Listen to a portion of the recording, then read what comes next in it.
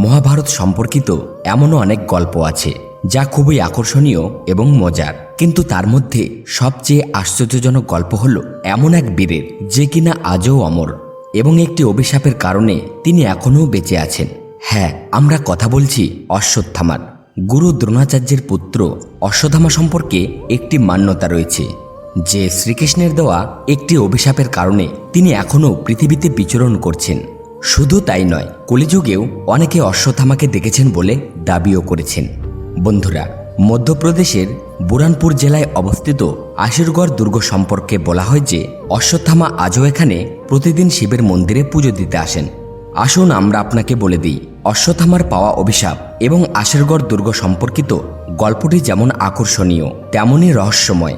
মহাভারতের যুদ্ধে ভীষ্ম পিতামহের পর যখন গুরু দ্রোণাচার্য কৌরবদের সেনাপতি হন, তখন তিনি পাণ্ডবদের সৈন্যবাহিনীতে চরম বিপর্যয় ঘটান। পাণ্ডবেরা গুরু দ্রোণাচার্যের সাথে মোকাবিলা করার কোনো উপায় দেখতে পাচ্ছিলেন না। এমন অবস্থায় শ্রীকৃষ্ণ যুধিষ্ঠিরকে কূটনীতি ব্যবহার করার পরামর্শ দেন।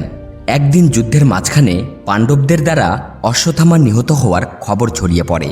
গুরু দ্রোণাচার্য তার পুত্রকে খুব ভালোবাসতেন। তিনি একথা বিশ্বাস করেননি এবং তিনি যুধিষ্ঠিরকে জিজ্ঞাসা করার সিদ্ধান্ত নেন, যিনি কখনো মিথ্যা বলেন না।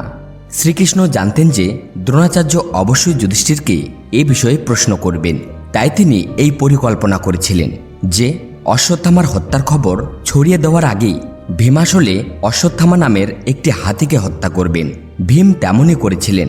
এমন অবস্থায় দ্রোণাচার্য এসে যুধিষ্ঠিরকে জিজ্ঞেস করলেন, অশ্বত্থামা কি সত্যিই নিহত হয়েছেন? তখন যুধিষ্ঠির বললেন, হ্যাঁ, অশ্বত্থামা নিহত হয়েছেন, কিন্তু সে মানুষ না হাতি তা তিনি জানতেন না। গুরু দ্রোণাচার্য যুধিষ্ঠিরের প্রথম বাক্যটি তো শুনলেন, কিন্তু দ্বিতীয় বাক্যটি শুনতে পারলেন না, কারণ গুরু দ্রোণাচার্য তার পুত্র হারানোর শোকে তার অস্ত্র ইত্যাদি মাটিতে রেখে বিচ্ছিন্ন হয়ে বসেন। এটি পাণ্ডবদের জন্য সুযোগ ছিল এবং ধৃষ্টদ্যুম্ন গুরু দ্রোণের মাথা কেটে মাটিতে ফেলে দেন। মহাভারতের যুদ্ধে দুর্যোধন যখন মৃত্যুর দ্বারপ্রান্তে ছিলেন, তখন তিনি অশ্বত্থামাকে তার শেষ সেনাপতি করেন।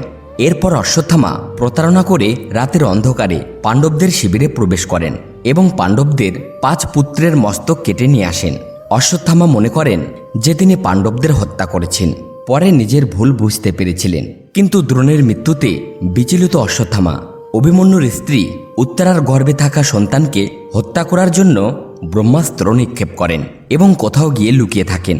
এরপর শ্রীকৃষ্ণ তাকে খুঁজে বের করেন এবং তার কপালে থাকা মণিটি বের করতে তাকে বাধ্য করান।